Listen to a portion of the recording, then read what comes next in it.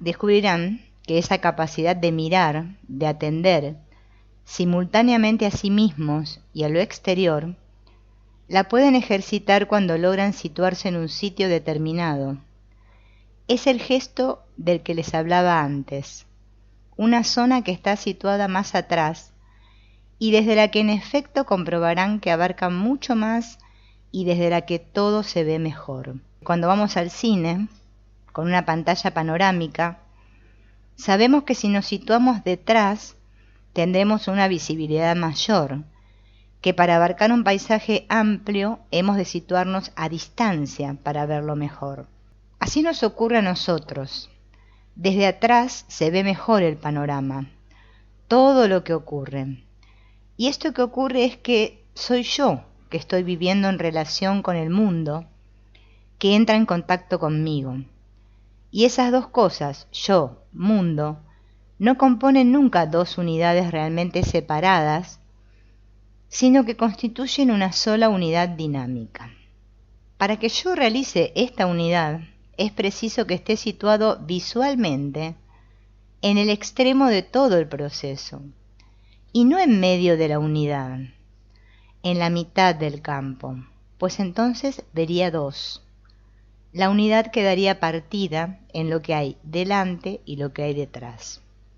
Este gesto de abrir, de ser consciente de la atención, es algo que hay que hacerlo en todo momento, incluido cuando uno se aburre, se duerme o está pensando que estaría mejor en otro sitio, que eso es lo que nos pasa. ¿Vieron? Que uno cuando como que está aburrido, ¿no? Dice, me voy a tirar a dormir un rato, ¿no? O me pongo a hacer cualquier cosa, ¿no? Pero no estoy atento. Es como que la atención a nosotros nos cuesta practicarla. O si no me pongo a imaginar que lindo sería si estuviera haciendo otra cosa, ¿no? O sea, me voy al futuro, ¿no? O me amargo pensando en las desgracias que me pasaron en mi vida y que siempre se me repiten las mismas cosas y estamos ahí. La atención ha de ser el gesto que uno hace de un modo deliberado, sistemático, porque uno quiere hacerlo, porque uno es atención, es conciencia de realidad. No hay que estar más atento cuando la cosa es más interesante, cuando aquello nos conviene mucho. Hay que estar siempre más atento porque yo, como realidad, estoy constantemente allí y he de aprender a tomar más conciencia directa de mí, y la única forma que tengo para tomar conciencia de mí es mi mente consciente. Por lo tanto, cada vez que mi mente consciente se apaga, me alejo de mí y estoy condicionándome para alejar mi conciencia personal de este foco central del cual procede. Entonces uno descubre que la atención es la fuerza intrínseca, es una realidad en sí misma, es un camino directo. Mientras yo necesito soportes para tener la atención, estaré siempre pendiente de ellos. Serán más importantes estos que la atención. Cuando yo me dé cuenta de que la atención es un acto por excelencia, que la atención soy yo, hecho conciencia, entonces este acto de ser consciente se mantendrá por sí solo. No necesitará estímulos externos o internos. Será algo que sale solo, que tiene su propia fuerza en sí mismo. Mi mente no estará pendiente de si las cosas me gustan, me atraen, me convienen o no. ¿No? Es como que cuando le tomemos el gustito, o sea, que nos demos cuenta de lo que nos reporta esto de estar siempre atentos, y después de esta práctica de la atención intencional, y veamos todos los beneficios que nos trae. Lo que pasa es que como no la practicamos no podemos ver los efectos. Podría alejarme de lo que me guste o cogerlo según quiera, pero mi lucidez no tendrá nunca ningún bache por este motivo.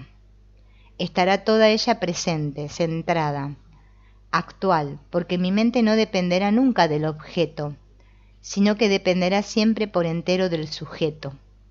quisiera que intuyeran un poco la relación que hay entre el hecho de ser conscientes y el de ser la realidad de mí mismo. La atención no es nada más que un rayo procedente de la energía central de la mente, de la felicidad y sabiduría interior, inherentes a nuestro ser espiritual, rayo que se filtra a través de nuestra mente concreta. Por lo tanto, cuanto más aprendamos a permanecer abiertos a esta atención intencional, más conseguiremos remontar la dirección de donde procede este rayo de lucidez, acercándonos a su origen y centro. Este es un camino hacia mi casa, hacia mi verdad, mi ser, mi realidad. Es magnífico que hayan todas esas cosas, pero más lo sería si además de todo eso existiera la conciencia clara de que soy yo el que se da cuenta de cada cosa y de sus cualidades y valores, ¿no? El que se da cuenta de que se está dando cuenta, ese es el que está despertando. Ah, me doy cuenta de que soy yo el que se da cuenta, ¿no? Ahí me doy cuenta de que estoy atento. Cuando me doy cuenta de que me estoy dando cuenta. No porque nadie me lo diga, ¿no? Ni siquiera que me lo diga yo, mi mente concreta, no. Es algo, una intuición. Y que esa conciencia total es el verdadero objetivo, es la verdadera razón de ser de cada acto particular. Es el punto de partida y el punto de llegada de mi atención, de mi conciencia de ser. Toda conciencia parcial es una participación. Es una expresión de esa conciencia total que hay dentro. Aprendiendo a vivir esa conciencia parcial de mi vida actual de una manera más sincera, más abierta, más plena, siempre con la noción simultánea de mí y de lo otro, del mundo que percibo, iré remontando la corriente de esa conciencia parcial hacia su fuente, iré avanzando de una manera gradual, pero continua, hacia el término glorioso de mi camino. El cultivo de la atención intencional se apoya única y exclusivamente en nuestros propios mecanismos mentales. Esta técnica tan simple y básica produce no solo la conexión de nuestra mente consciente con el centro, sino que además conduce paralelamente a una integración de toda la personalidad. Así es en efecto porque si aprendo a estar consciente, abierto a la atención en todo momento, quiere decir que ésta se va conectando de un modo automático con todos mis sentimientos, impulsos, temores, preocupaciones, aspiraciones, ya que mi vida diaria es una sucesión constante de actos en los que se moviliza todo el material que hay dentro. Por lo tanto, esa permanencia lúcida de mí mismo, en mí mismo, está integrando mi mente, mi foco mental, con todos los contenidos potenciales que existen dentro y que van saliendo dinamizados por los estímulos del existir, uno después del otro. Así que cada uno de estos contenidos, de estas fuerzas internas, se va conectando con la mente y unificando toda nuestra vida consciente. Esto es un requisito básico, esencial, para que la transformación no tenga lugar solo en un nivel, sino que sea total, abarcando todas las facetas de la personalidad.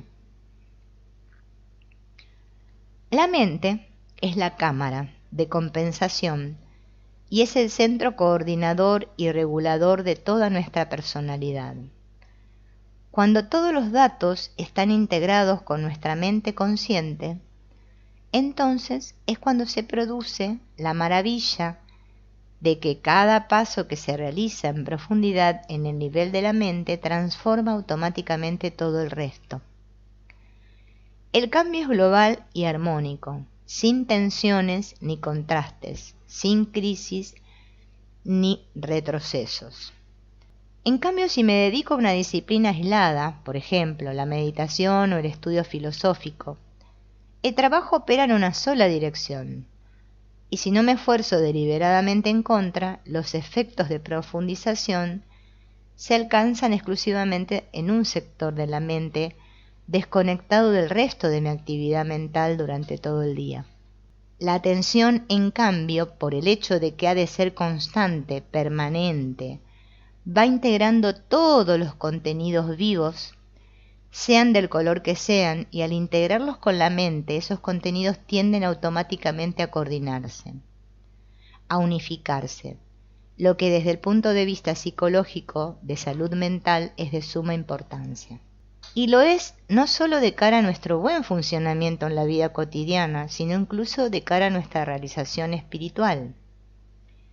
No basta con buscar la cosa óptima, lo espiritual, sino que es preciso que nuestra personalidad llegue también a funcionar de un modo sólido, armónico, integrado, porque si no puede ocurrir que la cosa muy buena a la que aspiramos se convierta en algo pésimo para nuestra personalidad. Si nuestra personalidad está desquiciada, si no está bien equilibrada, si no es fuerte en todos los aspectos, en el momento en que venga un nuevo torrente de energía, una nueva expansión de conciencia profunda o superior, puede producirse un trastorno en un sector u otro de la personalidad, precisamente aquel que estaba menos sólido y equilibrado. Y esto tenemos que reconocer que es así, porque yo lo he observado hasta no solo en mí, o sea, no me he desquiciado, gracias a Dios. O sea, estoy loca, pero no para tanto. Pero sí he visto personas que terminan en una depresión muy grande o terminan que se les chifla el moño total con esto de la espiritualidad, porque no tienen trabajado los otros dos focos, o sea, trabajan solo uno. Entonces estoy que mucho amor, que no sé, y niego, y nunca me dedico a observar que es el proceso del perdón. El proceso del perdón es mirar al ego sin juzgar. El proceso del perdón es darme cuenta de toda la cacona que tengo en mí, que se la ando proyectando a medio mundo. Es ver cómo entono mi canto fúnebre. Mire si tiene cosas el proceso del perdón. Es largo y tupido. Y si yo no estoy bien estructurado en mi personalidad y utilizo la espiritualidad para escapar de mi dolor, ¿sí?, o de mi gran culpabilidad que siento, porque acá no me va a decir que no sienten culpabilidad, porque todos nos sentimos culpables por algo. En realidad nos sentimos culpables todos por la misma cosa, pero bueno, se la atribuimos a diferentes cosas. Hemos de buscar, por tanto, técnicas para que nuestra mente, nuestra afectividad y nuestra capacidad de sintonía y adaptación se ejerciten y se fortalezcan, de manera que lo espiritual encuentre un nivel psicológico debidamente preparado. Esto que en las técnicas más especializadas como la meditación, que hemos mencionado antes, requiere una práctica aparte de la misma técnica. Cuando se ejercita la atención intencional se produce ya automáticamente. Porque si estamos atentos no podremos hacer esas reacciones falsas, no podremos hacer trampas. Cada vez tendremos que vivir cada situación, por tanto iremos ordenando toda nuestra vida, aún sin proponérnoslo de un modo deliberado, solo por el simple hecho de estar nosotros plenamente autoconscientes en todos y cada uno de los actos de nuestra vida. ¿De qué depende que una persona esté en un estado u otro? El criterio es muy claro y nadie debería engañarse a este respecto. Para saber a qué nivel está uno, solamente tiene que preguntarse: yo, de veras, en mi vida, ¿de qué espero seguridad? ¿Cuál es la base en la que yo me encuentro seguro? ¿En el dinero que tengo? ¿En mi posición? ¿En mis conocimientos? ¿En la autoridad que he adquirido? ¿En mi capacidad de esfuerzo y de producir? ¿En mi capacidad de actuar socialmente y por lo tanto de recibir un producto de esto? ¿O en mi capacidad de darlo todo y esperarlo todo del que es el centro, el principio, el alfa y omega de todo? Cada uno puede formularse estas preguntas. No basta con que uno diga, creo en ese Dios tan fantástico que existe.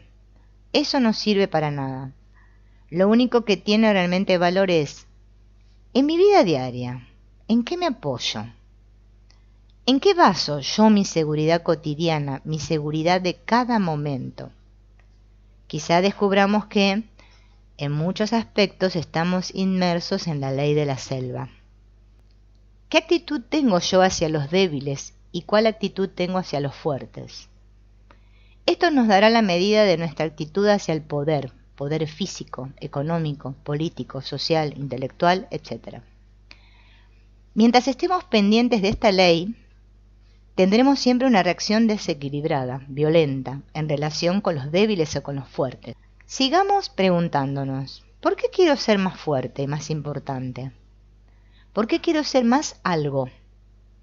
¿En qué medida ese querer ser más algo es sencillamente una demanda de realizar mi capacidad auténtica o representa para mí un instrumento que utilizaré en relación con los demás? En la medida en que estemos utilizando el deseo de poder como un medio para dominar a los demás, en esta misma medida estamos todavía en la primitiva ley del más fuerte. Y mientras estemos sujetos a esa ley del más fuerte, no podemos esperar que se produzcan en nosotros las leyes del nivel superior. Bueno, cae de maduro esto, ¿no?